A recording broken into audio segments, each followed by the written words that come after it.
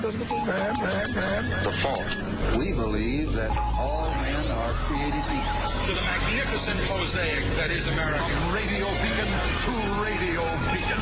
I have a dream today. Change has come to America. Believe me. Knock, knock.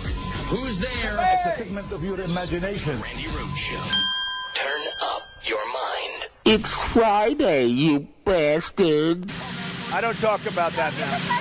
I don't talk about that now. I think the whole Manafort trial is very sad. When you look at what's going on there, I think it's a very sad day for our country. He worked for me for a very short period of time. But you know what? He happens to be a very good person. And I think it's very sad what they've done to Paul Manafort. Thank you very much. Oh, my God. He's vouching for a guy who stiffed the American Treasury for anywhere from $30 to $60 million. Not paying taxes on laundered money for lobbying for a foreign agent of Vladimir Putin's is a good thing in Trump world. And if you don't pay taxes on that money, you're a good guy. I mean, stiffing us is Trump's thing.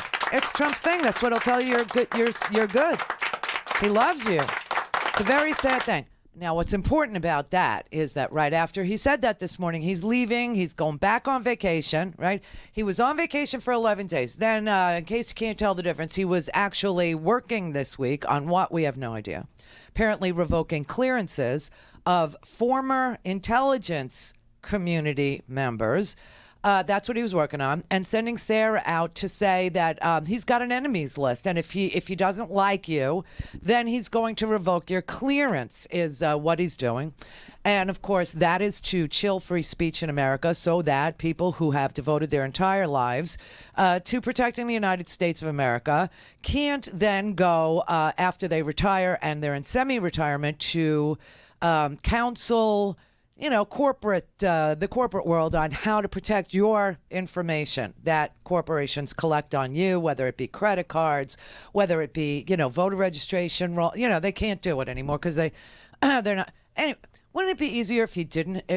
You know, he's got this enemies list, but wouldn't it be easier if he only wrote down the people he liked? I think that would be a shorter list, right? I mean, it's just so unbelievable. But after he said this morning, he's leaving again. He's going back to Bedminster, New Jersey, because, you know, it's just the weather is not good for him. It's not good enough for him to come to his mansion in Florida, in Palm Beach. It's too hot. It is Africa hot.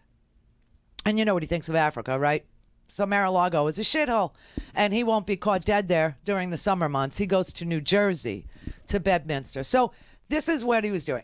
He was leaving, and Marine One was on the lawn to pick him up, and the press, gaggled. They, and they shouted questions at him, and they asked him about the Paul Manafort trial. And after he said that Paul Manafort is a very good guy, and that it's a shame that he got caught committing bank and tax fraud. It's a shame. And he only worked for me for a very short time. Let's see. He started in March, April, May, June, July, August. Oh, he worked for 6 months on a campaign. But it's a shame that he got caught, with the money laundering and with the tax scam and with bank fraud. You know, so after he said this, the jurors and the judge, the jurors are deliberating now. They probably won't come up with a verdict today. Okay, they're deliberating. They sent a note to the judge. They asked the judge if they could quit today at 5 o'clock. So something tells me there's like one jury member in there who's like, so pro-Trump or something like this that they won't convict. I don't know. I really, nobody knows. It's just a feeling I have. It's not a fact, okay? But the jurors who are weighing these 18 charges on tax fraud and bank fraud against this very good man who stiffed our treasury of $60 million in tax that he owed. The judge just said that he has received threats after the president called the trial very sad. And the Judge T.S. Eliot said that he will not disclose the details about the threats, but he said it was enough to make him wary of allowing for the 12 jurors and the 4 alternates' names to be made public after they render their verdict to media organizations. Because he said, I've received criticism and threats. I imagine the jury members would too, and that U.S. Marshals now have to accompany him everywhere, including an unnamed hotel where he's staying, but that the jury members don't have that protection. That is what goes on in, Trump world. I don't talk about that now. I don't talk about that. I think the whole Manafort trial is very sad when you look at what's going on there. I think it's a very sad day for our country. He worked for me for a very short period of time, but you know what? He happens to be a very good person, and I think it's very sad what they've done to Paul Manafort. Thank you very much. Yeah, he's good people cheat the IRS. They cheat the government. Good people do that. Good people in Trump world commit fraud. But what's really crazy, what's really wackadoo, is that these people who heard that this morning sent threats over to the judge, and the judge now needs marshals. He needs protection. Here's another thing that Trump said this morning. This is just it's so bizarre. I mean, this morning he said he never. This is a scene like right out of The Godfather. Okay, he says he worked with Brennan. He didn't say this. I'm saying. He obviously worked with Brennan. Brennan briefed him about the Russian intrusion into our election when Brennan was still the head of the CIA. So this is like the scene with Hyman Roth where he says, your father worked with Hyman Roth, your father made money with Hyman Roth, but your father never respected Hyman Roth. Okay? I don't know him, McRaven. I know that I've gotten tremendous response from having done that because security clearances are very important to me. Very, very important. And I've had a tremendous response for having done that. There's no silence. If anything, I'm giving him a bigger voice. Many people don't even know who he is, and now he has a bigger voice, and that's okay with me because I like taking on voices like that. I've never respected him. I've never had a lot of respect. And Senator Burr said it best. If you knew anything, why didn't you report it when you were before all of these committees, including their committee? So he had a chance to report. He never did. This came up lately, and it's a disgusting thing, frankly. Look, I say it again. That whole situation is a rigged witch hunt. It's a totally rigged deal. They should be looking at the other side. They should be looking at all the people that got fired by them.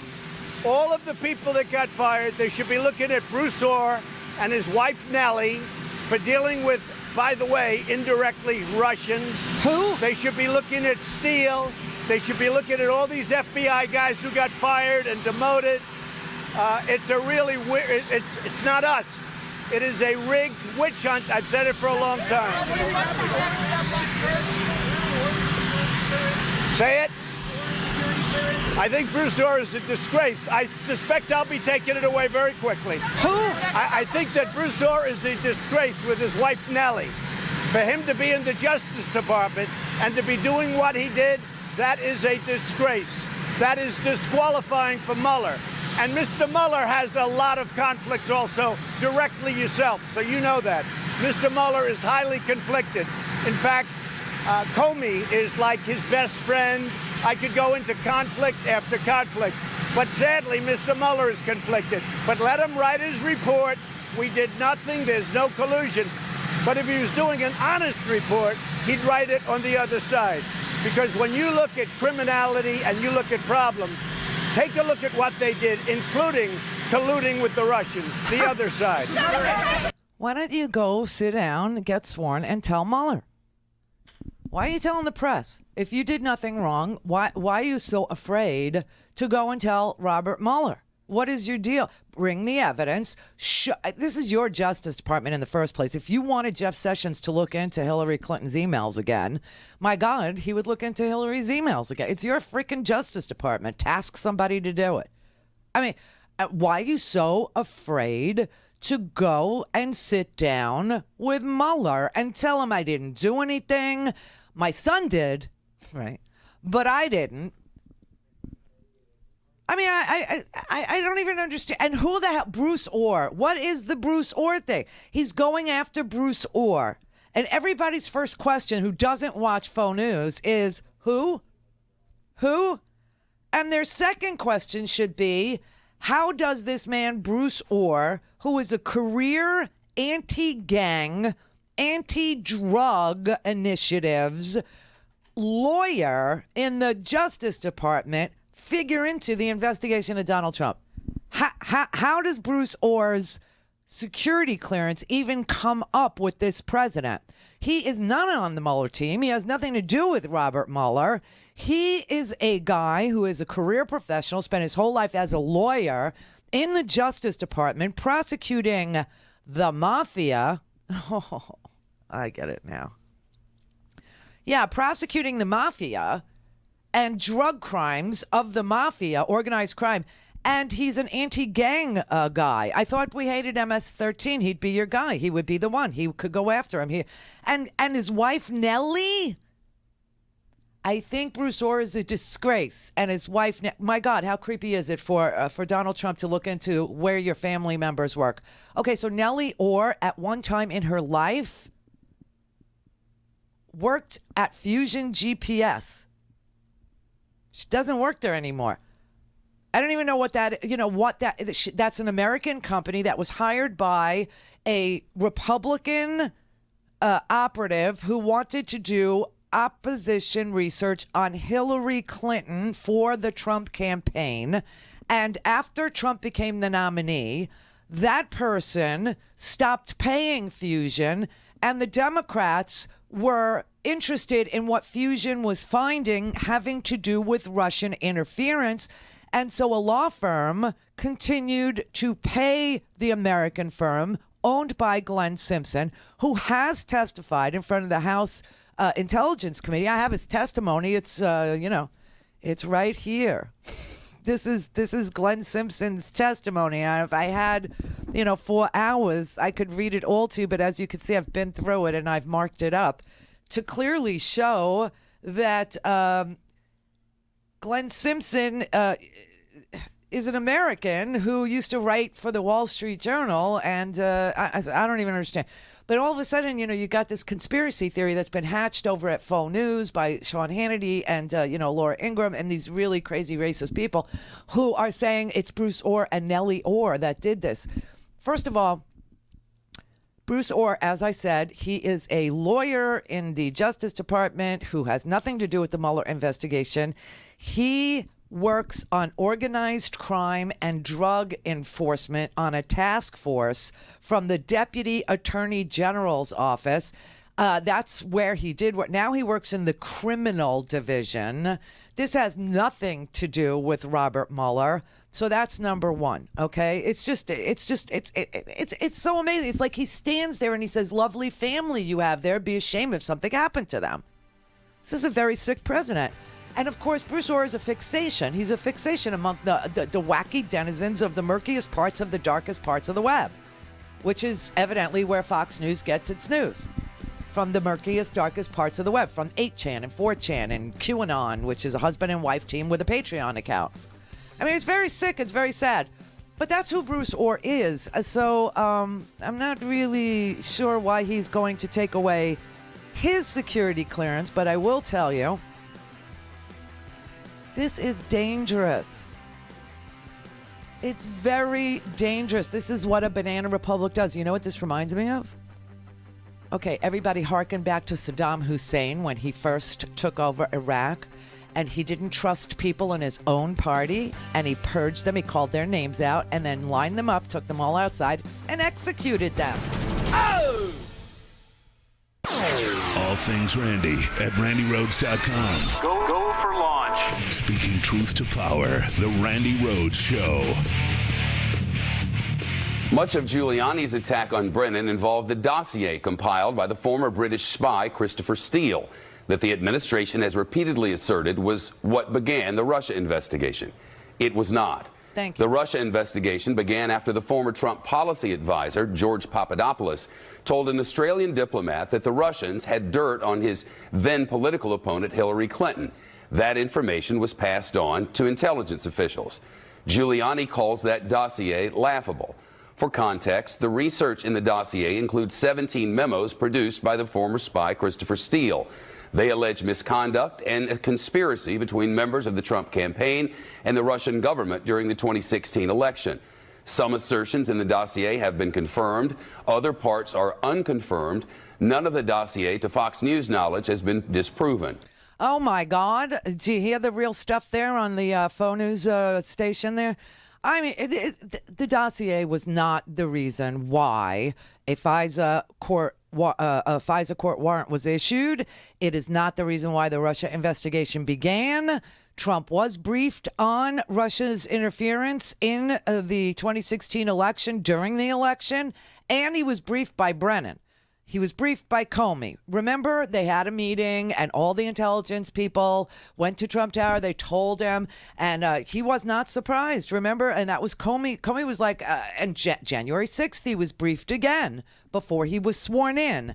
And Comey testified that it was very interesting that Trump was not surprised to learn the full extent of what had happened, that instead he wanted to write a press release saying it didn't change the election results and it had nothing to do with his prowess. Remember that? That's all testimony that was given under oath. Under freaking oath. And here you've got the mealy-mouthed, lily-livered coward of a president who will not go and have a conversation with a man named Robert Mueller, but he'll stand there every day and he'll threaten other people and he'll take away security clearances for people who've spent their whole lives dismantling the mafia and drugs and anti-gang task force and say, that's the enemy. That's the enemy. Bruce Orr and his wife, Nellie, because that is what some conspiracy theorists have settled on and are pushing out on Fox News. I want to tell you something. You know, this attack on the security clearances is far more dangerous than you might think, okay? This is Donald Trump executing, okay, rhetorically, individuals who served our government, whether or not you agreed with every decision that they concluded or every piece of intelligence they produced or anything. It has nothing to do, you know, with that. What it has to do with that these are people who, and there's lots of them, who have said from the very beginning, because some of them knew what was going on. And he, you know, when he stands there and he goes, why didn't Brennan tell people? I don't respect him. Why didn't he tell? Of course they told people. It's not only that they told people, but this is why I say crap, okay?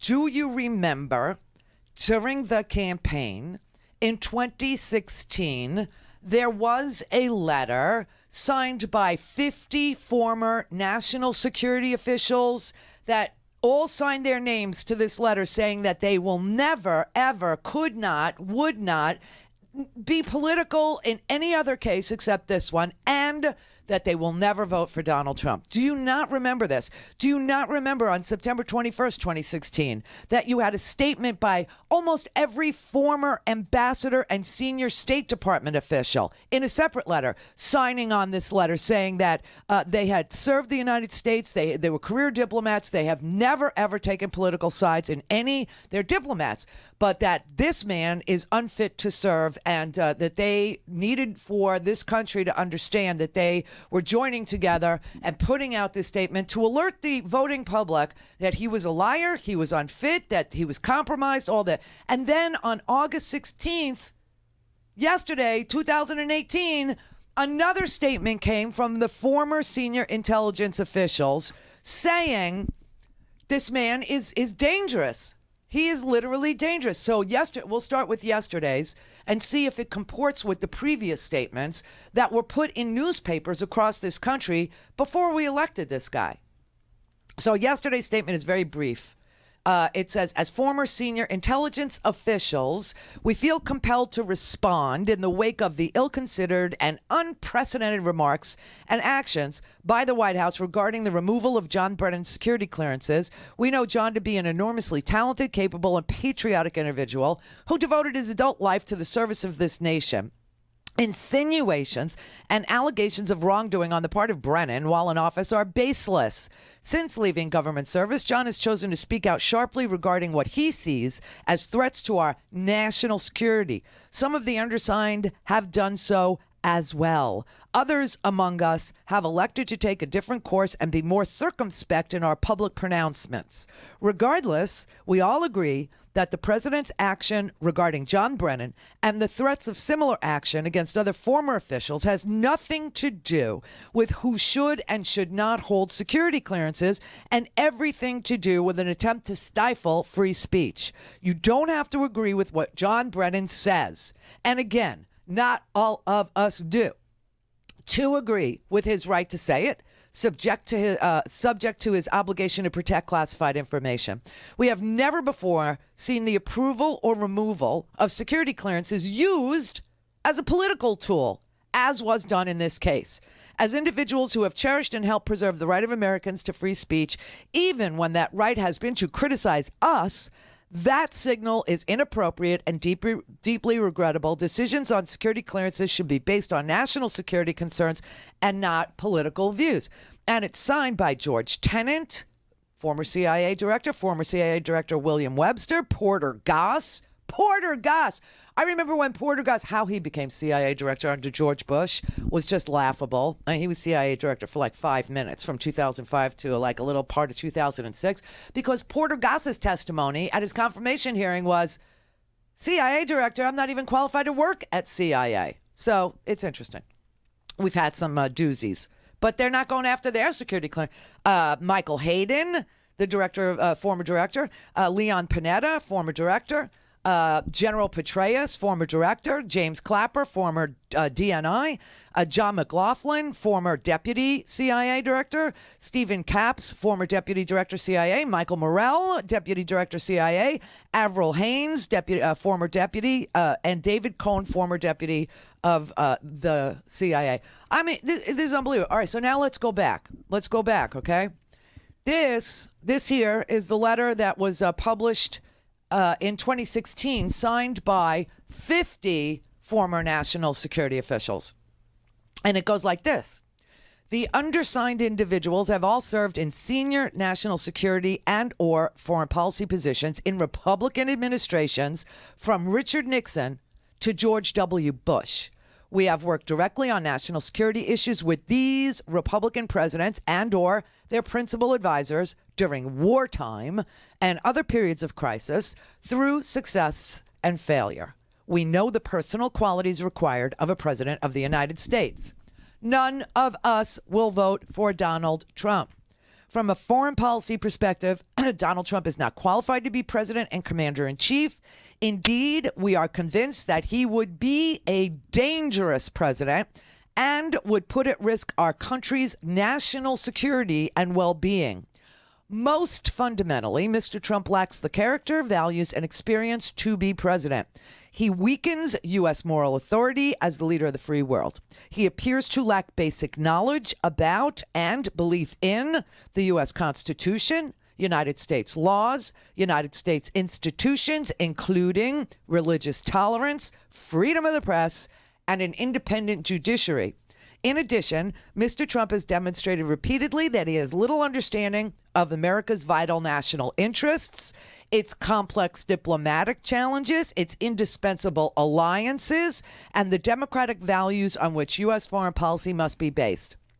At the same time, he persistently compliments our adversaries and threatens our allies and friends. Now, this is 2016. This is before he was even elected. He continues to display an alarming ignorance of basic facts of contemporary international politics. Despite his lack of knowledge, Mr. Trump claims that he understands foreign affairs and, quote, knows more about ISIS than the generals do. Mr. Trump lacks the temperament to be president. In our experience, a president must be willing to listen to his advisors and department heads, must encourage consideration of conflicting views, and must acknowledge errors and learn from them. A president must be disciplined, control emotions, and act only after reflection and careful deliberation. A president must maintain cordial relationships with leaders of countries of different backgrounds and must have their respect and trust. In our judgment, Mr. Trump has none of these critical qualities. He is unable or unwilling to separate truth from falsehood. He does not encourage conflicting views. He lacks self-control and acts impetuously. He cannot tolerate personal criticism.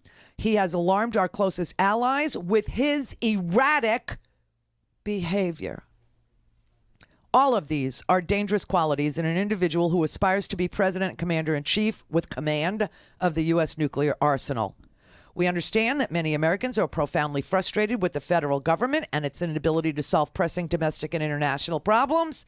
We also know that many have doubts about Hillary Clinton, as many of us do. But Donald Trump is not the answer to America's daunting challenges and to this crucial election. We are convinced that in the Oval Office, he would be the most reckless president in American history. And it is signed by 50 members of the Republican intelligence community. Okay? So that's old. Now, why did the intelligence community feel the need to bond together? Because they knew that he was a Russian asset, but could not tell that to the American people. So that's 2016. Okay. Then you have September 21st, 2016, a statement by former career ambassadors and senior State Department officials. This was a short one. They wrote, the undersigned have each previously served the people of the United States as career diplomats in our nation's foreign and civil services. We have each had the privilege of being nominated by the president and confirmed by the U.S. Senate to represent our nation abroad and at the highest levels of our foreign policy and security organizations. Together, we've represented the United States as ambassadors in 52 countries or international organizations. We have hundreds of years of combined service. As career officers, we served every president since Harry Truman and have proudly represented every president since Richard Nixon as ambassadors or senior State Department officials in Senate-confirmed positions. We have served Republican and Democratic presidents with pride and enthusiasm. None of us will vote for Donald J. Trump. Very simply, this election is different from any election we can recall. One of the candidates, Donald J. Trump, is entirely unqualified to serve as president and commander-in-chief. He is ignorant of the complex nature of the challenges facing our country, from Russia to China to ISIS to nuclear proliferation to refugees to drugs, but he has expressed no interest in being educated. Indeed, he has recently demonstrated he entirely misunderstands and disrespects the role of very officials who could educate him. The senior career officers of our intelligence service and of our military services, whom he has characterized as rubble. In his frequent statements about foreign countries and their citizens, from our closest friends to our most problematic competitors, Mr. Trump has expressed the most ignorant stereotypes of those countries. He has inflamed their people. He has insulted our allies, comforted our enemies. Shockingly, he's even offered praise and admiration for Vladimir Putin, the leader of Russia, whose international activities and reported intrusions into our democratic political process have been among the most damaging actions taken by any foreign leader since the end of World War II. We fear the damage that such ineptitude could cause in our closest relationships, as well as the succor it might offer our enemies, the breastfeeding of our enemies. By contrast, Hillary Clinton's handling of foreign affairs has consistently sought to advance fundamental U.S. interests with a deep grounding in the work of the many tens of thousands of career officers on whom our national security depends. Not every one of us have agreed with every decision she has made. And the same would be true of every one of her predecessors. But we have profound respect for her skills, dedication, intelligence, and diplomacy. In this election, there is only one team to represent our nation and lead our career foreign policy and security professionals in a manner befitting our role as the world's sole superpower. Hillary Clinton and Tim Kaine are the candidates we support, and this was signed by hundreds of career professionals, ambassadors, security guys, international security people, you name it. I mean, that letter was all people who had been nominated by a previous president and needed Senate confirmation in order to serve this country, and all of them fit that profile, that description. Then you've got the intelligence community. And you know, the one that was issued yesterday, that letter, that was signed by almost every former intelligence community member in senior staff positions, with the exception of James Woolsey, who worked with Donald Trump and then couldn't work with Donald Trump. It's interesting, right? He's split. They all warned him. Everybody knew. This BS of the president, why didn't they say something before? You know, this is all new. That's a lie. He just is counting on the fact that everybody's got short attention span theater syndrome. And you know what? I don't. And these shows are all recorded. And you can watch the earliest one. Oh! Call in, connect. To speak to Randi, call 561-270-3844. 561-270-3844. All right, listen to this. Listen very closely. If the president wanted to pull Mueller's security clearance, how easily could he do it? Oh, no. Well, pretty easy. I mean, There's supposed to be a process. The president just saw him ignore it with you guys. The president does have the authority to exercise here if he so chooses. Now, it's unprecedented for a president to reach down and take such an action on an individual just because he doesn't like what he says, and that's really what this is all about. And I just think, again, it's not about retired formers like myself or Mike Hayden or John. It's what else could be done here. Mueller, or ask that members of the intelligence community declare who they voted for. And if you didn't vote for me, you don't keep your clearance. I mean, where does this stop? I'm perhaps exaggerating a little bit here, but this is bigger than just much bigger than just revoking John Brennan's eligibility, or possibly mine or the others. And when you hear Donald Trump this morning conflate all these issues together, that he didn't respect John Brennan, so he's pulling his clearance, and next he's going to pull Bruce Orr. Now, Bruce Orr is a mafia hunter. Bruce Orr is a gang hunter. Bruce Orr is a criminal division lawyer, career lawyer at the FBI, the Department of Justice, actually, and has absolutely nothing to do with the Mueller investigation. And Trump stood there today and conflated all these many issues about John Brennan and Bruce Orr, which is it's a internet, dark web, internet, 4chan, 8chan, white supremacist, faux news, a conspiracy theory, and it's coming out of the president's mouth. And obviously people are starting to understand that this is really a march toward Trump purging the government of anybody that disagrees with him, anybody and everybody that disagrees with him, from intelligence professionals to former ambassadors to national security operatives, covert, overt, etc. And that is to include Bob Mueller himself in the end, because he's a chicken shit and won't talk to Mueller. Rudy Giuliani is still saying he wants to, but we're advising him not. He wants to. Is he still interested in meeting with Mueller? Well, he's always been interested in testifying. It's us, meaning the team of lawyers, including me, that have the most reservations about that. As Since lawyers, when? I don't know, you all watch television. I don't know if you find a lawyer on television that ever thinks their client should testify. Why should we believe that, though? Because everything that he says indicates the opposite, that he doesn't want to meet with Mueller. Really? I haven't heard him say that. I've heard him say, I want to be interviewed if my lawyers can reach an agreement on what the ground rules will be. We've had a hard time doing that, but we're still, I'm not going to give you a lot of hope it's going to happen, but we're still negotiating. We haven't stopped negotiating with them. So he's lying, and I want you to understand, Rudy Giuliani was part of this campaign. So Rudy Giuliani is literally defending himself when he defends Donald Trump, because all these people know what went on. Everybody knows what went on. Everybody knows about Junior's meeting. And that alone is enough. That alone is enough, okay? Everybody knows that Roger Stone was tweeting, direct messaging WikiLeaks. Everybody knows he was direct messaging, Guccifer 2.0. Everybody knows that everybody knew in the Trump campaign when these WikiLeaks dumps were going to come, what to, say to the crowds. WikiLeaks, I love WikiLeaks. Did you see the release today? Donald Trump Jr. was retweeting DC Leaks and WikiLeaks and all these fake websites that were, saying there's 50,000 emails and you need to read them, as if anybody who voted for Donald Trump ever read any of them.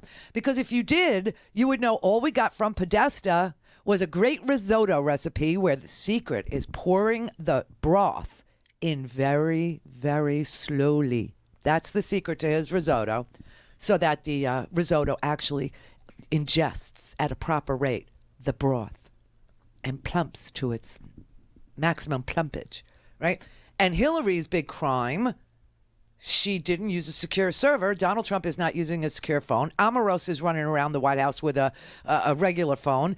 Omarosa is taping people in the Situation Room, with locked doors and all this. She's got 200 tapes, according to Maggie Haberman. And they're going to lecture us about the big crime of Hillary Clinton was not having an email server that was secure, although there was no intent for her to transfer any intelligence information to anybody, including our adversaries, whereas in Trump world, there is plenty of evidence that shows that they were willing to take and receive and disseminate a foreign adversary's stolen, hacked, ill-gotten goods. I mean, this is pretty facially simple.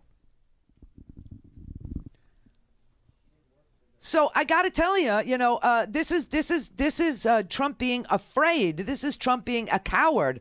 This is Trump, not willing to go and tell the truth as he sees it in his head, because he knows what he did. Rudy Giuliani knows what he did. Since when does Trump listen to anybody?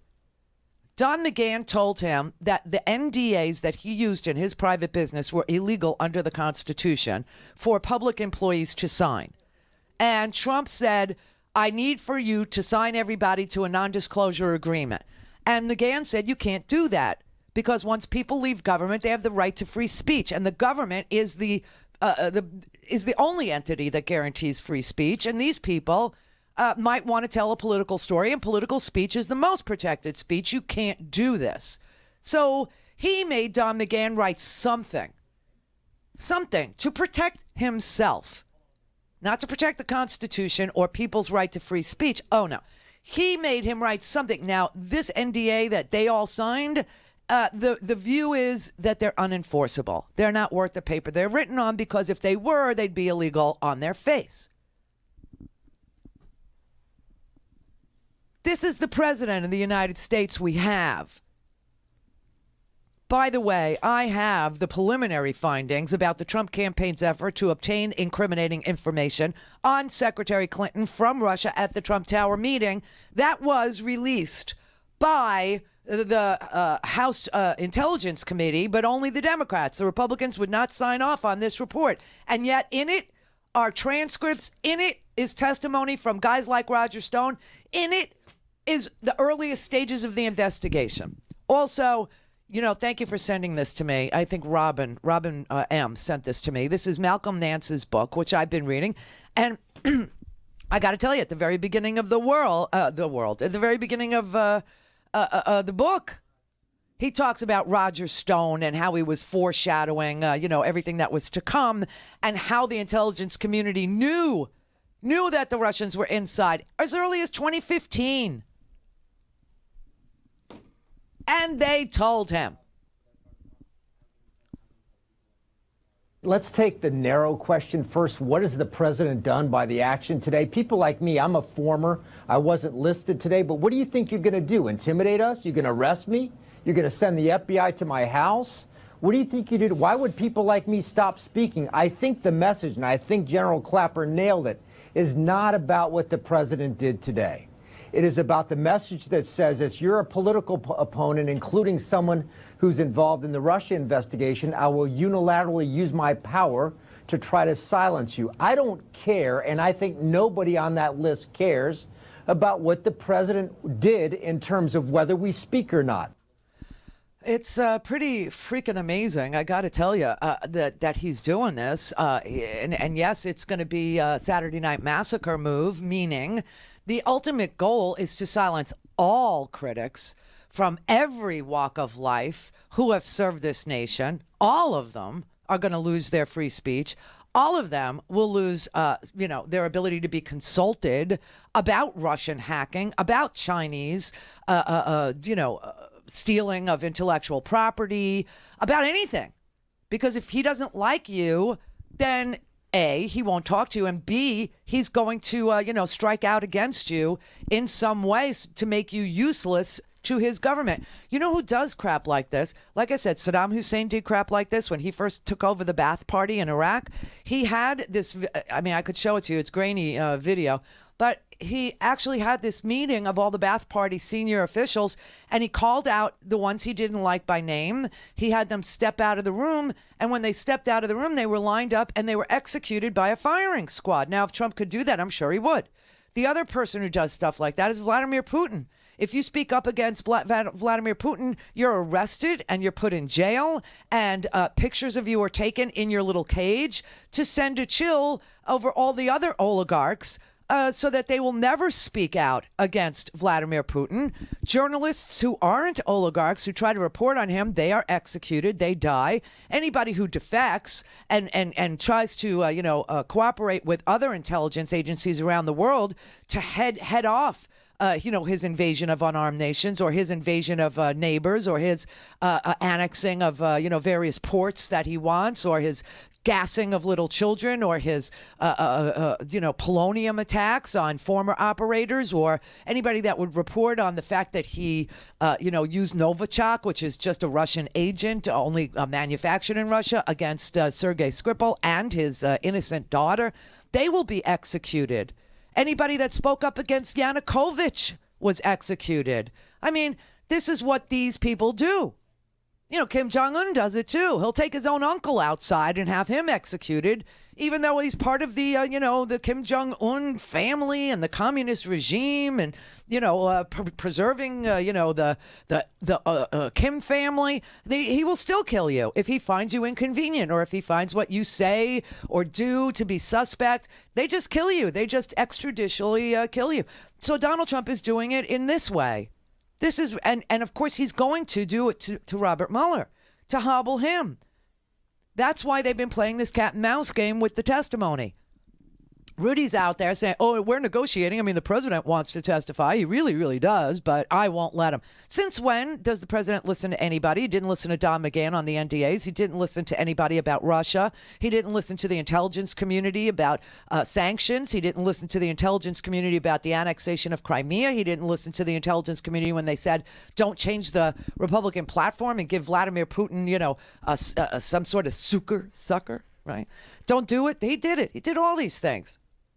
All these things. The intelligence community said we can't give Kushner a security clearance. He gave Kushner a security clearance, and then he has the nerve to stand there and say he takes security clearances very seriously. You know who he didn't take a security clearance away from? Michael Flynn, who pled guilty. He didn't take security clearance away from him.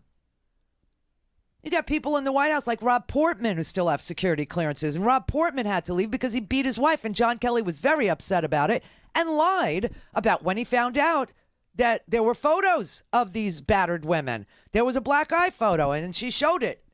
He lied. Oh, as soon as I found out, I fired him. That's bullcrap. Flynn worked for what? Another 18 days after Sally Yates went up and tried to brief this administration that Michael Flynn was compromised. And what did she bring as proof? She showed Don McGahn the intercepted tapes.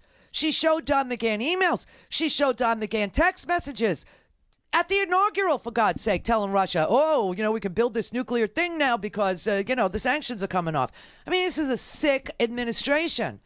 And they keep on, finding these straw men. Oh, look over at Bruce Orr. Well, Bruce Orr, like I said, Bruce Orr was always tasked with fighting against the mafia and drugs. And I got to tell you that the American Spectator, of all places, has an article about the Russian mafia helping Trump along the way to the Oval Office. And they're relying on, reporting that Wayne Barrett did. They're relying on reporting that Craig Unger is doing. Now, here's what it says. This is the Spectator. I mean, I can't even believe it. But it says, before he died last year, the New York muckraking reporter Wayne Barrett told me he had discovered 25 to 30 connections between Donald Trump and the mob. He was talking about Italian-American organized crime. But today, another New York journalist, Craig Unger, says he's found 59 links to the Russian mafia. He lists them all in his new book, House of Trump, House of Putin, which is damning in its accumulation of detail, terrifying in its depiction of pure evil of those Trump chose to do business with, and enraging in that, if Unger is right, Trump acted with impunity for decades to get filthy rich, laundering the mob's blood money. This is the man who now sits in the Oval Office, Unger says. In fact, he argues they put him there. Now, just so you know, Craig Unger wrote this piece in the New Republic about 3 weeks ago, I guess, called Trump's Russian Laundromat. It's super long. I have had it next to me for weeks now, wanting to read it to you. It came out as a precursor to his book, House of Trump, House of Putin, okay, which, it's a title that he used before with House of Bush, House of Saud. But Craig Unger is an investigative journalist, and he's put out this book. And I got to tell you, the information here is so freaking damaging and old. This is the story about. This story starts in 1984 with Trump and Russia, and Trump's first trips to Russia in '87, and wanting to build a Trump Tower there. And remember, the Soviet Union did not fall until 1991. So you're talking about a guy who went to the Soviet Union. And, of course, Vladimir Putin was a colonel in the KGB for the former Soviet Union. And when the people came and tried to oust Putin after the fall of the Soviet Union, they went to KGB headquarters where the colonel was. He saw the angry mobs, and he vowed revenge.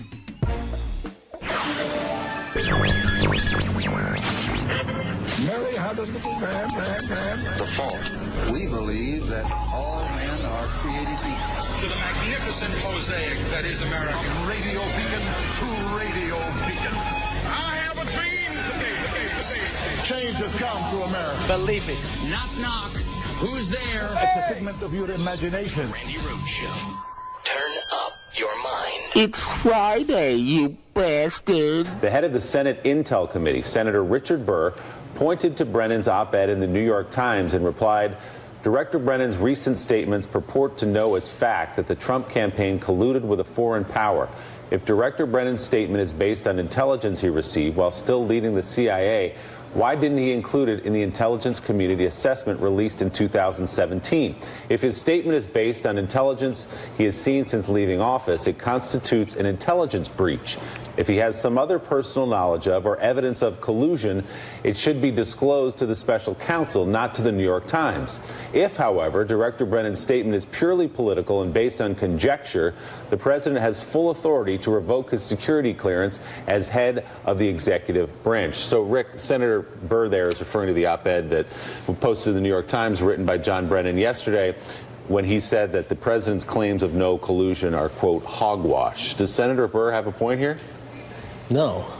I mean, there was collusion with the Trump campaign with the Russians. That was clear. Whether it amounted to anything, that's not been proven. But they were willing to meet with Russian operatives to get dirt on Hillary Clinton. And I just reject the notion that the idea of it, and we all use in the political world opposition research, and opposition research people base their reputation on providing accurate information. Because what you don't want to happen is have your candidate go out and make an assertion that proves to be false based on opposition research. So opposition research has to be solid. And they were looking for opposition research from a foreign government who doesn't have America's interests in mind.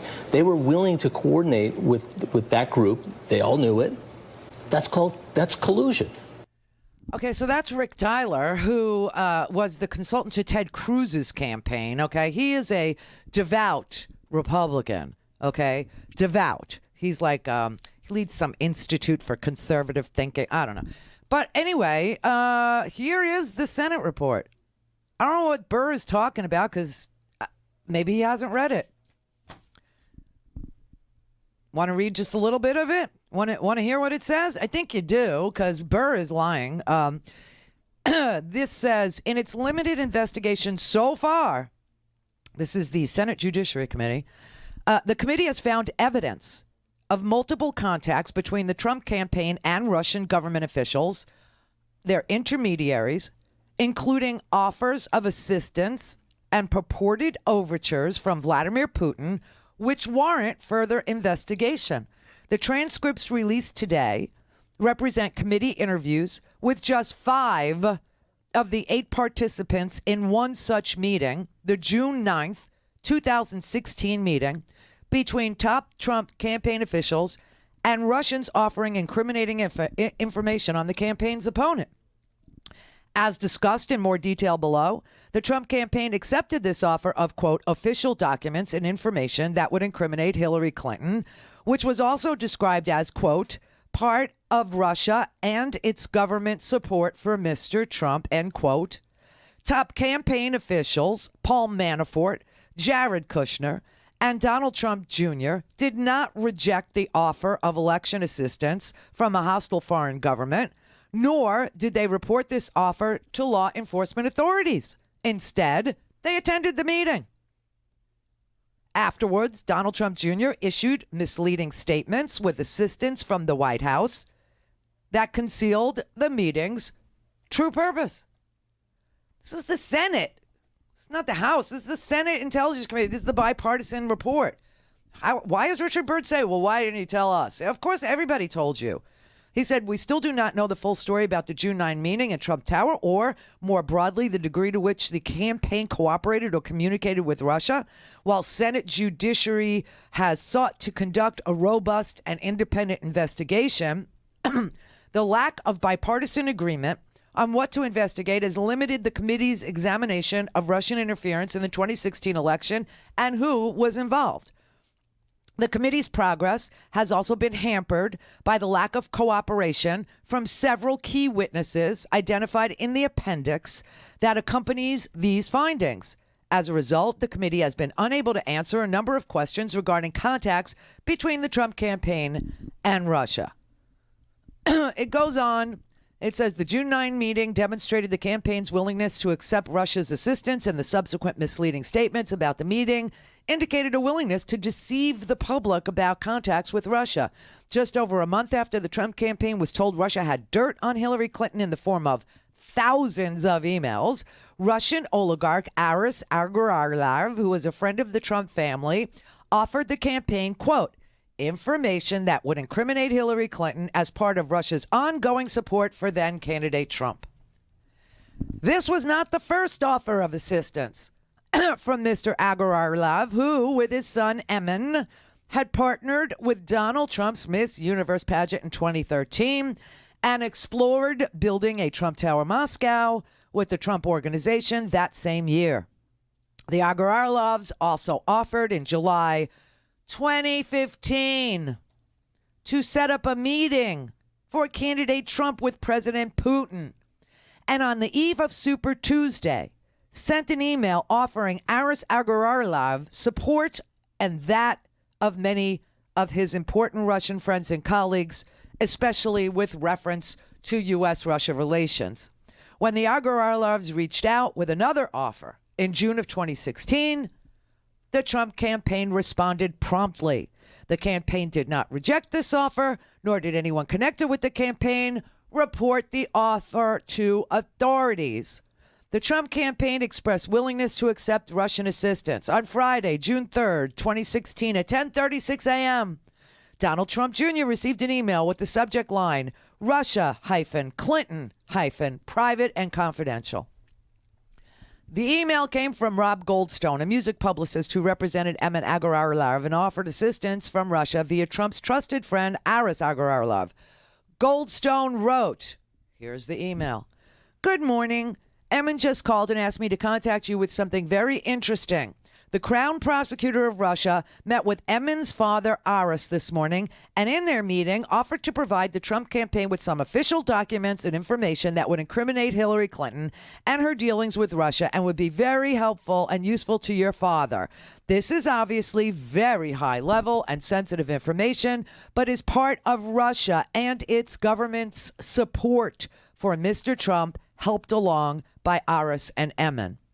17 minutes later, Junior responded that he was, quote, on the road at the moment, but would speak to Emin and see if there was anything to it. And, quote, if it's what you say, I love it, especially later in the summer. Mr. Trump testified, Junior testified, that he understood what the email offered, quote, someone had official documents and information that would incriminate Hillary Clinton and her dealings with Russia, and that the information would be very useful to the campaign. Mr. Trump Jr. further testified that when he said, quote, I love it, he was referring to the incriminating information on Secretary Clinton, which would be better later in the summer, quote, given the fact that we were dealing with a potential contested convention, Manafort, and the very reality, he misspoke, of having to replace a campaign manager mid-primaries. At the time, Mr. Trump reportedly was considering replacing campaign manager Corey Lewandowski with Paul Manafort. In the days leading up to the meeting, Trump Jr. exchanged a number of emails and phone calls with Mr. Goldstone and Emin Agalarov.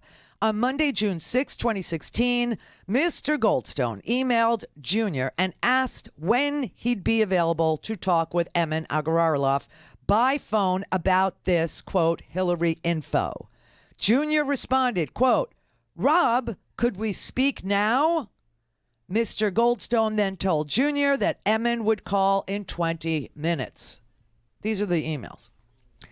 Emin called Jr. at the designated time. 25 minutes after the first call ended, Jr. called Emin back, then emailed Goldstone, quote, Rob, thanks for the help. Despite phone records reflecting this exchange of phone calls, Mr. Trump Jr. testified that he did not recall whether he spoke to Emin or what they discussed. Trump Jr.'s next call on June 6th was to a blocked number and lasted 11 minutes. When asked, Trump Jr. could not identify whom he called. Then, when asked, does your father use a blocked number on his cell phone or any phones that you call him on, Trump Jr. responded, I don't know. Really? Trump campaign manager Corey Lewandowski, however, testified before the House Permanent Select Committee on Intelligence that, quote, Trump's primary residence has a blocked phone line.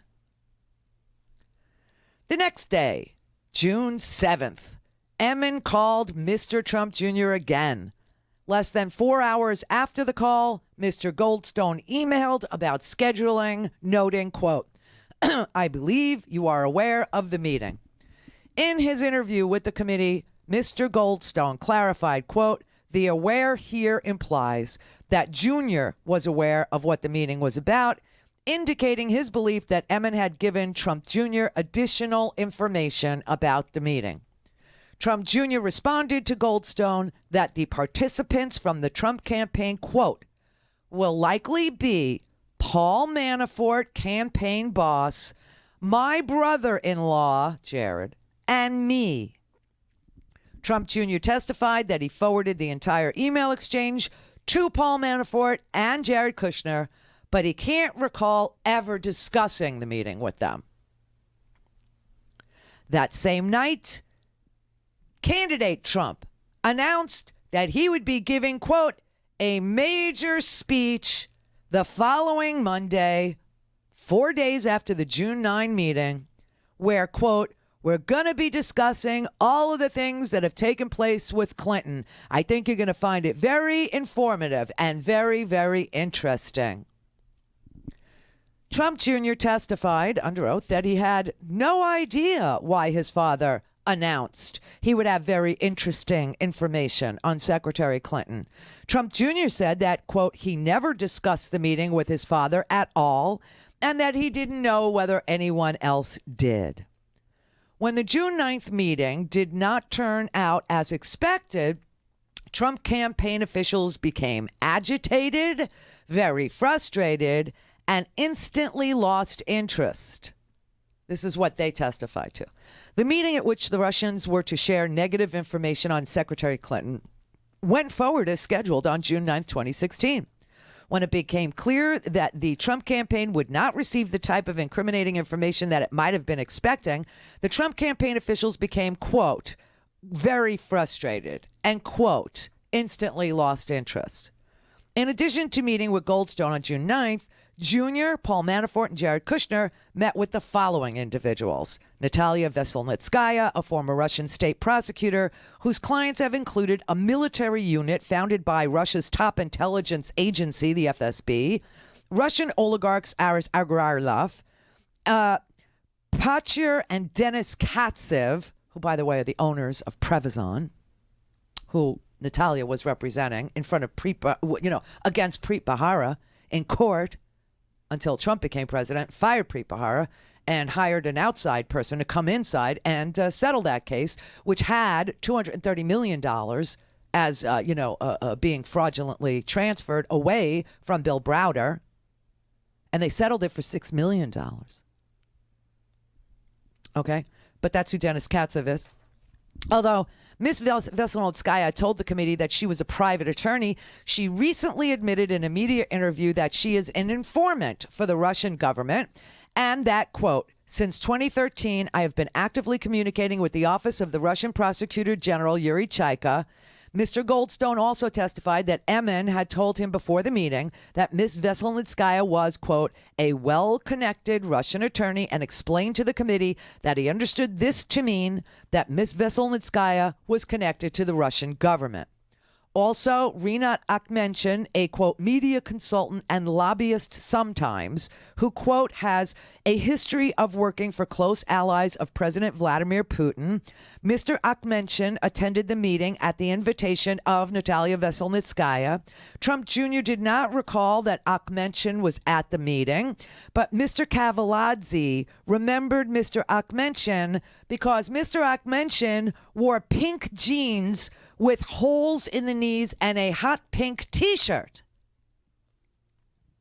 Ike Kavaladze works for Aris Agrarlov, who asked him to attend the meeting as his representative. Mr. Kavaladze testified that before the meeting, Aris Agrarlov said the meeting would be about the Magnitsky Act. However, a colleague of Rob Goldstone's told Mr. Kavaladze that the attorney who would be meeting with the Trump campaign, quote, had some negative information on Hillary Clinton. Anatoly Samarachinov was the interpreter working on retainer for Natalia Veselnitskaya, the Russian lawyer, who speaks and understands a limited amount of English. When giving their accounts of the June 9th meeting, the witnesses testified in a relatively consistent nature. Witnesses' testimony. Mr. Trump led the meeting. Mr. Akhmetshin testified that after brief introductions, Jr. said, so I believe you have some information for us.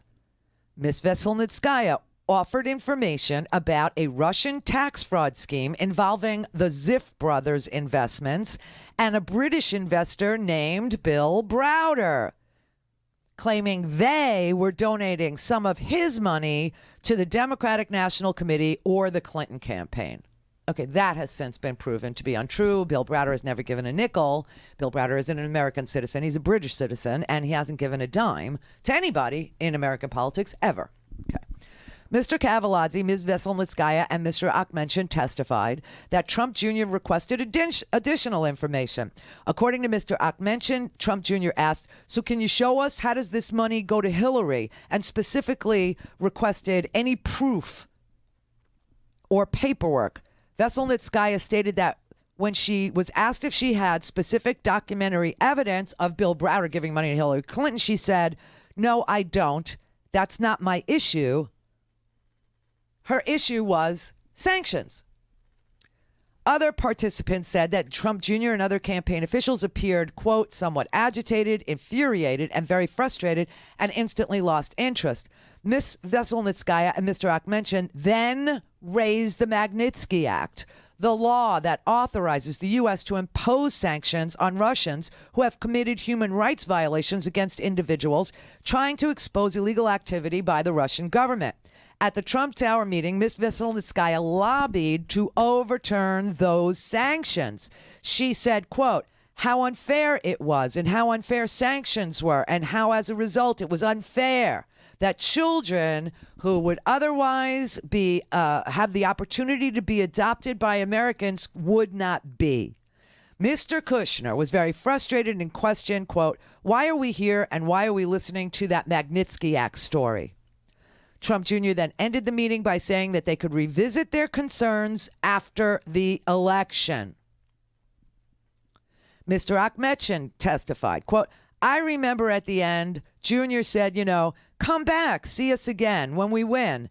Not if we win, but when we win. I remember that distinctly. It was not if we win. It was when we win. Come back and see us again.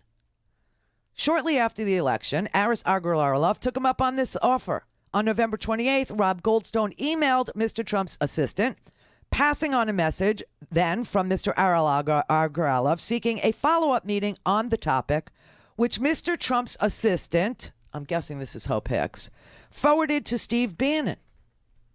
Goldstone and Cavallazzi told the committee that no such meeting ever occurred.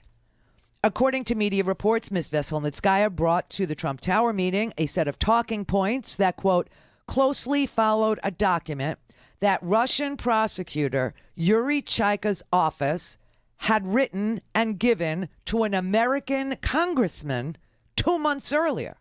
You bet me that's Rohrbacher.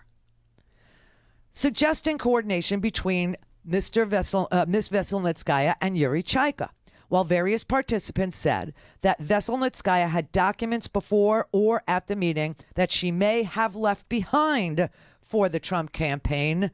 No one has produced them to the committee.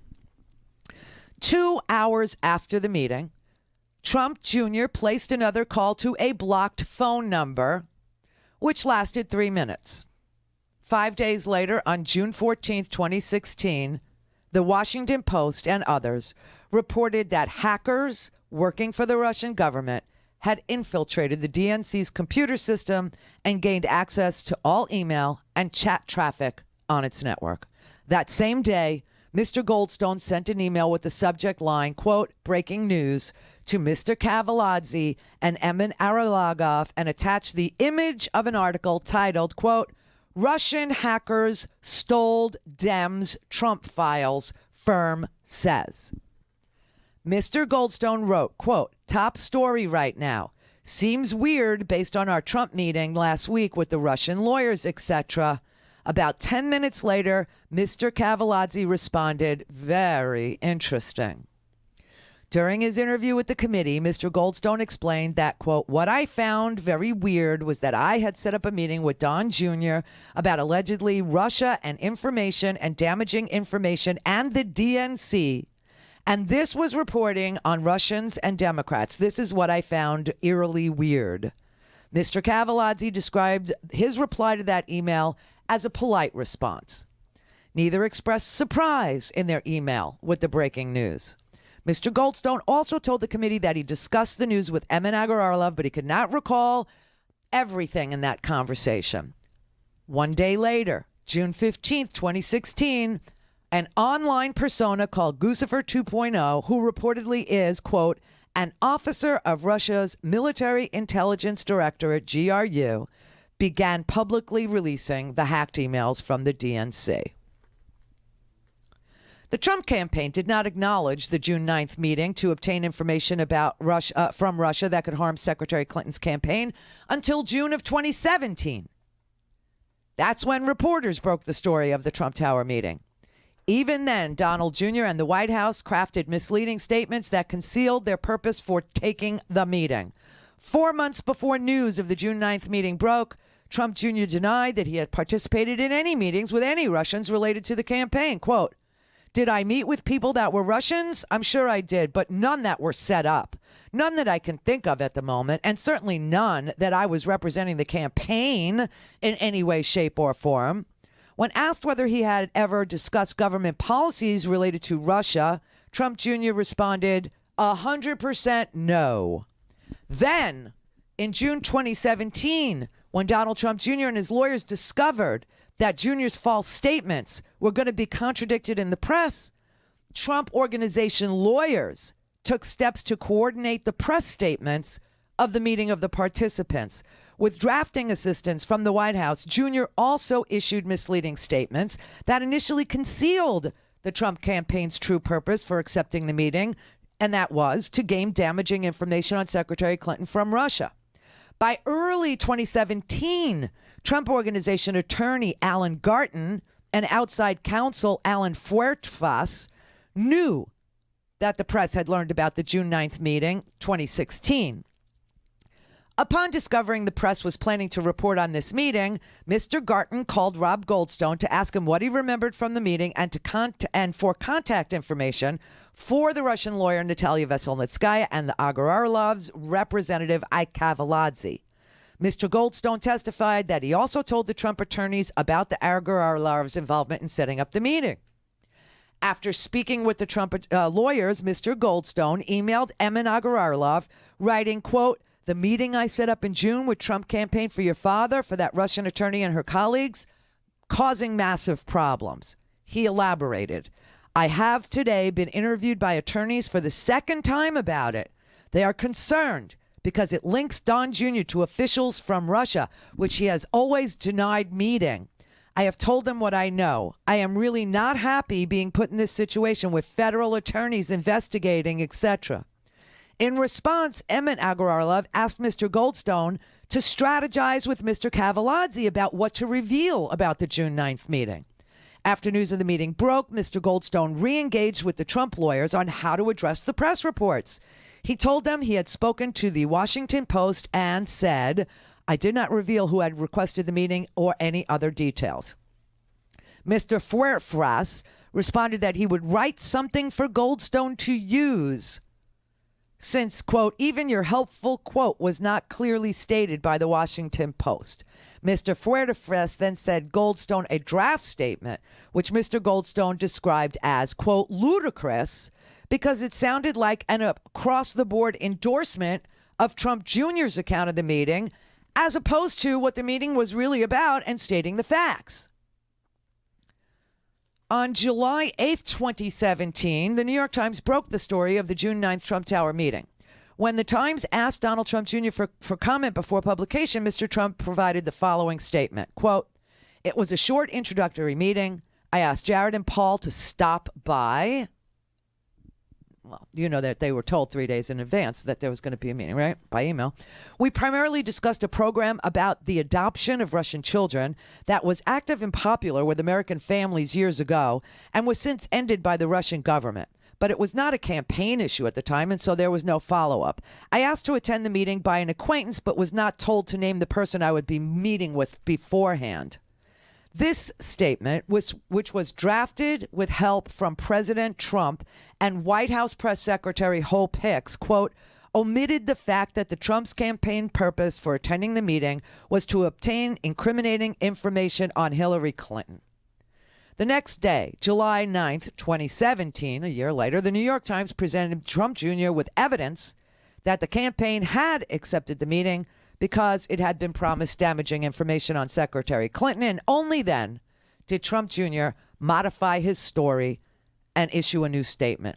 But in this new statement, Jr. said he had been told before the meeting that the Russian lawyer, quote, might have information helpful to the campaign, and that during the meeting, quote, the woman stated she had information that individuals connected to Russia were funding the Democratic National Committee and supporting Mrs. Clinton. However, this second statement failed to acknowledge that Mr. Goldstone, on behalf of Trump family friends, the Agararovs, told the Trump campaign that it would get incriminating information on Secretary Clinton from the Russian government as part of its support for Donald Trump's campaign.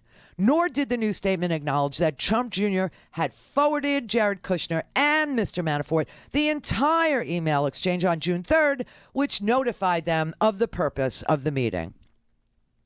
2 days after the story broke, on July 10th, 2017, the New York Times reported on the existence of the email exchange between Trump Jr. and Goldstone. Once Trump Jr. learned the emails would be published, he released the email exchange himself. However, the version he released did not include Mr. Manafort's response, "See you then," showing that Mr. Manafort received the email offering incriminating information on Secretary Clinton from Russia and still accepted and attended the meeting.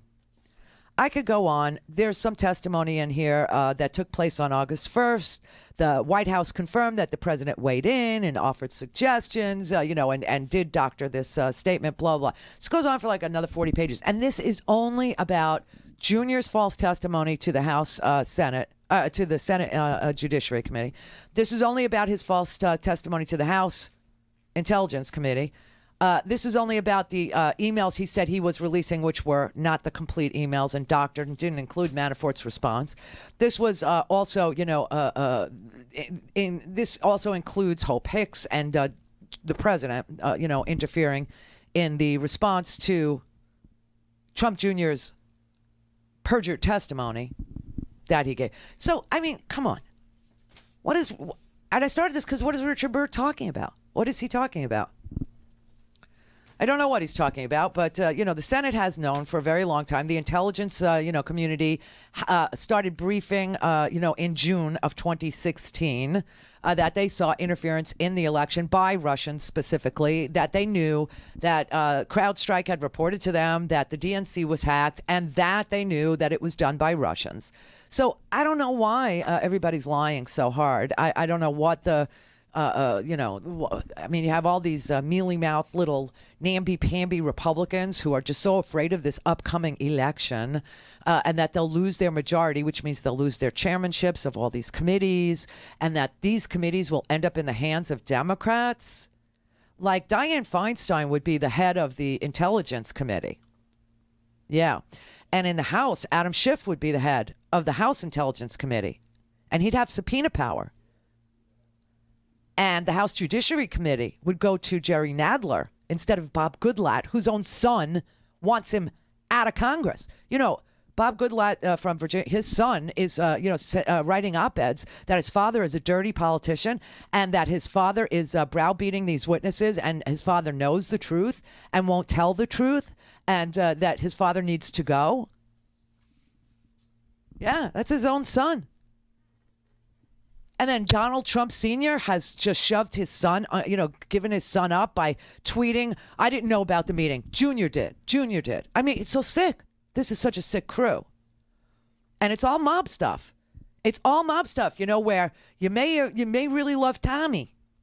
You may love Tommy, but, Tommy did a bad thing. He took out Billy Batts. Billy Batts, even though he was a despicable creature, was a made guy. He had to have a sit down. He didn't have one.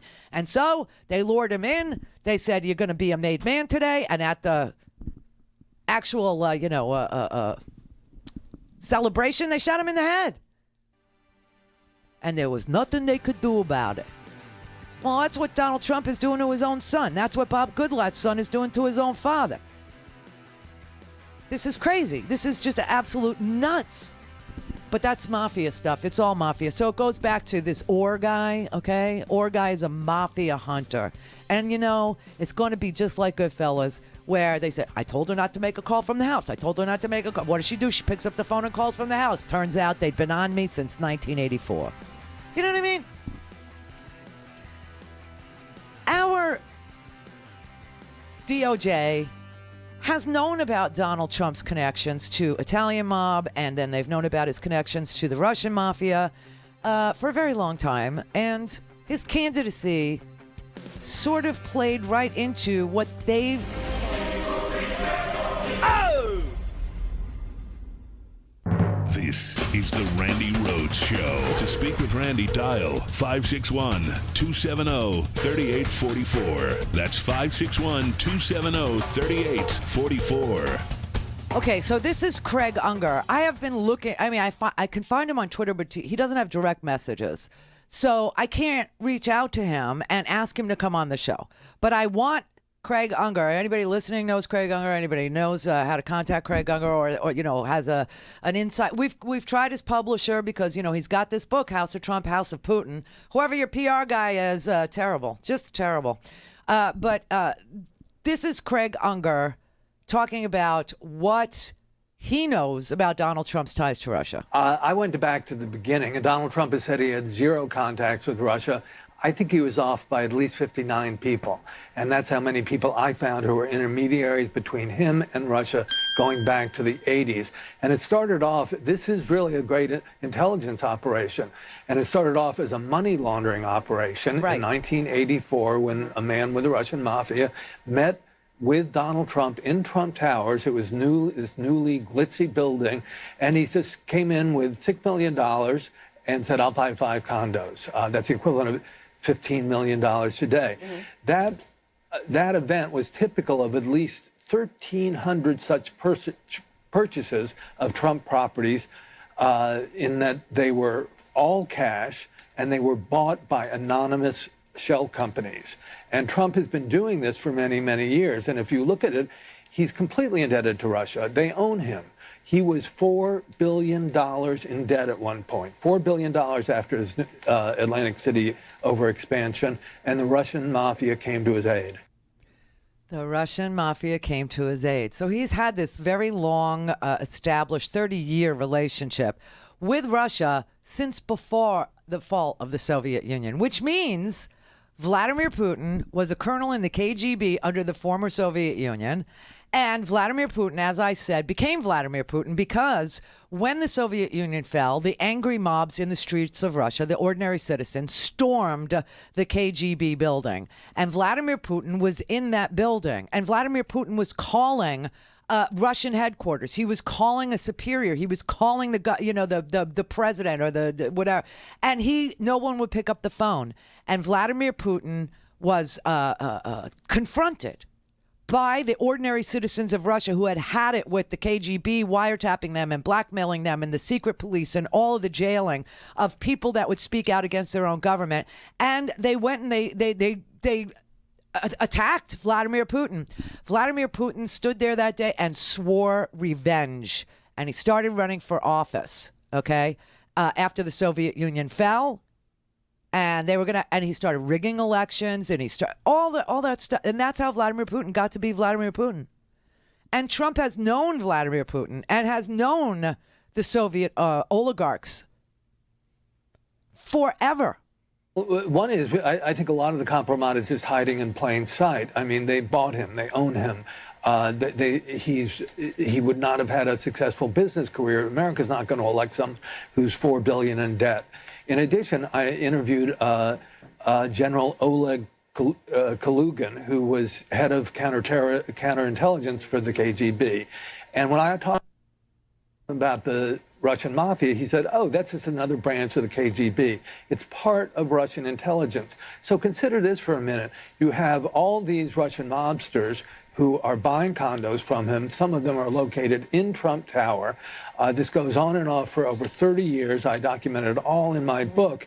And these are links to Russian intelligence in the home of the President of the United States. You know, he would never get a security clearance today. Let me ask you, just on a couple of those points there. So some of this is similar claims that we saw from Jonathan Chait in a New York Magazine article about a month ago, talking about how things he believes had really started in 1987 on that first visit to what was then the USSR for the president. And that he was targeted at the time as a businessman, but also one who Russians saw as having a large ego, being very fragile, obviously, to the way he's portrayed in the press, and they knew he had money problems.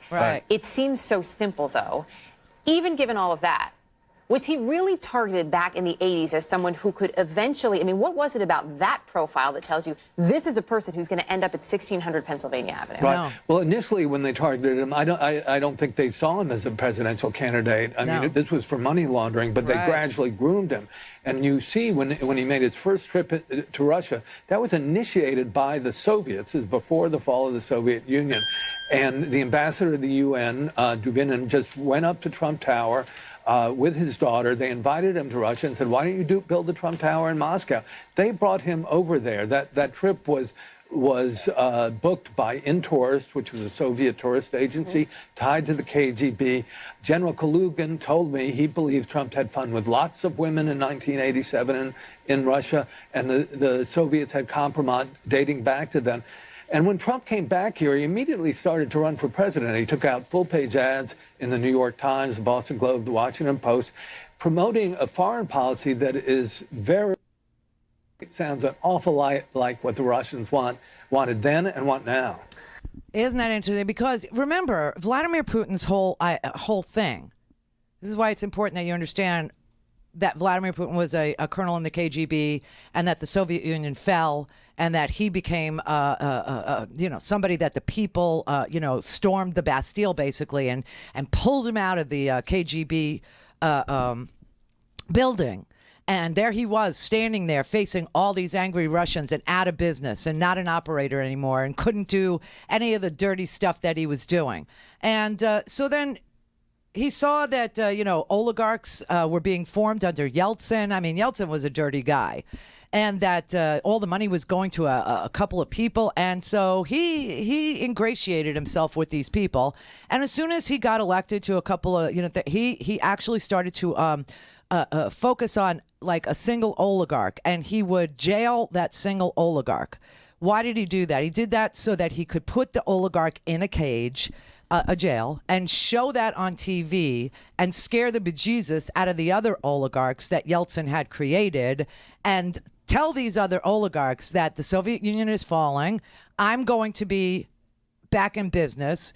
And if you cross me, you're going to end up in that jail, in that cage, just like that guy. Well, all the money in Russia is not going to bail you out. All that money in Russia is not going to save your life. You better support me just through sheer intimidation and by putting an oligarch in a prison cell. This is how Vladimir Putin started to become Vladimir Putin that you know today.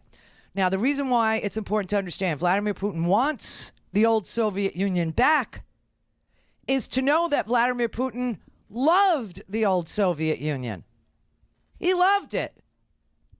And he hates all of these independent democracies that have sprung out of the old Soviet Union, like Ukraine, like Estonia, like Montenegro. And these countries, joined NATO. Montenegro did. There was a big and he hates it. So he has this friend in America who's been a very good money launderer for him all these many years, since before the fall of the Soviet Union. They've been laundering money through, Donald Trump's real estate properties for 30 years now. Donald Trump is a known quantity. They invite him over in 87. He takes out ads thinking maybe now I'll run for president, advocating a foreign policy that's very friendly towards the old Soviet Union style of government in the 90s when the Soviet Union was just falling apart. And then in 2013, he's invited over there to do the Miss Universe pageant. And he goes over there and he said himself, I met with all the oligarchs. They all came to see me. Before that, in 2008, Beavis says, and Butthead says, well, a very disproportionate amount of our assets are coming from Russia. So obviously that's true, right? That anonymous Russian buyers are buying Trump properties. Now, Trump stops building things, and he starts just slapping his name on buildings and takes over the sale of the condos in those buildings for the developers, the people who are really doing the building. Why? Because he's left the Italian mob. I mean, the Italian mob is you got to use their concrete. You got to use their guys. You got to pay them off. You got to do this. You got to do. And Donald Trump realizes the Russian mafia, they don't need to be consulted on building anything. They just want properties to buy to launder their money. So you know what? I'm changing my business model. I'm not going to be a construction guy anymore. I'm not going to build anything. I'm going to enter into management agreements with buildings owned by some Joe Schmo, but that they went through all the problems with the zoning and the building and the steel and the windows and everything else. And I'll make a deal with them. Let's slap Trump's name on it because Trump can sell the property. You know why Trump could sell the property? Because the property was being sold to anonymous Russian buyers to launder their freaking money. And believe me, the Russians loved it. And that's why in 2013 they invited him over there to do the Miss Universe pageant. And he does go over there. And he does meet with all these oligarchs. And some of them probably told him, I bought like 9 apartments in Sunny Isles, or I bought, I got 3 in the Trump Soho, which he didn't build. Okay, just puts his name on things. And this is how he goes from the Italian mafia over to the Russian mafia. Different kind of business. Italians, they want to get paid off, the mafia, they want to get paid off for the cement, they want to get paid off for the bricks, they want to get paid off. You got to use their workers, you got to take the tile at their price, and, something fell off a truck, you're going to buy it, right? A lot of trouble, a lot of problems, Okay, I'm not going to build anymore. I'm going to get into the money laundering business. I'm going to partner with the Russian mafia. And that is what he did. And everybody knows it. And everybody that works at the Justice Department knows it. And everybody that worked at, on mafia-related issues knew it. And everybody that worked on, money laundering knew it. Preet Bharara knows it because Preet Bharara brought the case against that Prevezon company. And they were in the meeting with their lawyer, Natalia Veselnitskaya Jr. They were just too stupid to know what they were telling them, if that part is true. And I don't think it is. But this is, listen, you got to realize that the early days of Trump in business, he had a lawyer. His lawyer was Roy Cohn. Roy Cohn was a consigliere. He was a consigliere. He was a Tom, okay? He had a very special clientele. 2 of the 5 New York Italian crime families were his clients. 2 of the Dons, plus the other Don Trump, okay? And he connected Donald Trump to the Italian mafia. The most evil, twisted, vicious bastard ever to snort coke at Studio 54 was Roy Cohn. And that was Trump's lawyer. And Roy Cohn's other 2 clients were 2 of the heads of the New York crime families. Okay, the mafia figures like Sonny Francese, a hitman. He was caught on tape, helpfully explaining how to get rid of the bodies.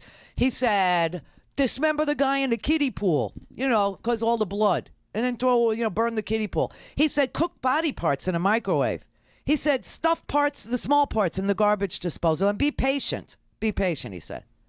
And when one of the Italian gangsters met Donald Trump to buy an apartment, he opened up a suitcase full of cash and spilled it out on Trump's table, and Trump was sold on doing business. Okay? Now, like I said, he stopped building and he started just putting his name on things and selling. And he started meeting with the Russian mafia. A Russian mafia boss. This is how Craig Unger begins. In 1984, a Russian emigre named David Bogatin went shopping for apartments in New York City. The 38-year-old had arrived in America 7 years before with just $3 in his pocket. But for a former pilot in the Soviet Army, his specialty had been shooting down Americans over North Vietnam. Think about that. The President of the United States. Shooting down Americans over North Vietnam. He had clearly done quite well for himself. Bogatin wasn't hunting for a place in Brighton Beach, which is in Brooklyn, which is what they call Little Odessa, because people from my part of Ukraine, that's where we settle. He wasn't looking for an apartment in Brighton Beach, the Brooklyn enclave known as Little Odessa for its large population of immigrants from the Soviet Union. Instead, he was fixated on the glitziest apartment building on Fifth Avenue, a gaudy 58-story edifice with gold-plated fixtures and a pink marble atrium called Trump Tower. A monument to celebrity and conspicuous consumption, the tower was home to the likes of Johnny Carson, Steven Spielberg, Sophia Loren. Its brash 38-year-old developer, Donald Trump, was something of a tabloid celebrity himself. Donald Trump was just coming into his own as a serious player in Manhattan real estate, and Trump Tower was the crown jewel of his growing empire. From the day it opened, the building was a hit. All but a few dozen of the 263 units had sold in the first few months. But Bogatin wasn't deterred by the limited availability or the sky-high prices. The Russian plunked down $6 million to buy not one or two, but 5 luxury condos. The big check apparently caught the attention of the owner. According to Wayne Barrett, who investigated the deal for the Village Voice, Trump personally attended the closing along with Bogatin. Bogatin was a pilot for the Soviet Army who was shooting down our guys in Vietnam. If the transaction seems suspicious, multiple apartments for a single buyer who appeared to have no legitimate way to put his hands on that much money, there may have been a reason. At the time, Russian mobsters were beginning to invest in high-end real estate, which offered an ideal vehicle to launder money from their criminal enterprises. During the 80s and 90s, we in the U.S. government repeatedly saw a pattern by which criminals would use condos and high-rises to launder money, said Jonathan Weiner, a Deputy Assistant Secretary of State for International Law Enforcement in the Clinton administration. Quote, it didn't matter that you paid too much because the real estate values would rise, and it was a way of turning dirty money into clean money. It was done systematically and explained why there were so many high-rises where the units were sold, but no one was living in them. Read this. You'll understand that he is a known quantity, has been a known quantity for a very, very long time. He could have just lived his life in the lap of luxury and gotten away with it, but oh no. He had to be the Republican nominee. And then he was desperate, and he called in his friends in the mob in Russia for help. That is what happened. All right. I got so much housekeeping. I still have 3 podcasts to give away to the first 3 callers at 866. What's our phone number? I forget. And this is from Michael and El Monte and also Frank O. These are the last 3. 561-270-3844. 561-270-3844. Okay, first 3 callers. Also, $8 off of turkey jerky at Herky Jerky. $8 off. No code needed. At RandiRhodes.com, we have hats now for sale. They're beautiful. They're black hats that match these shirts. The shirts, of course, for sale. And I still got 2 pair of sneakers, men's only, black. 2 pair in size 8 and 9. I think I got 3 pair in 10 and 11. And that's it. Then we're done with the sneakers. But hats just went on sale today. And there's T-shirts there, too. Oh, my God. Have a good weekend.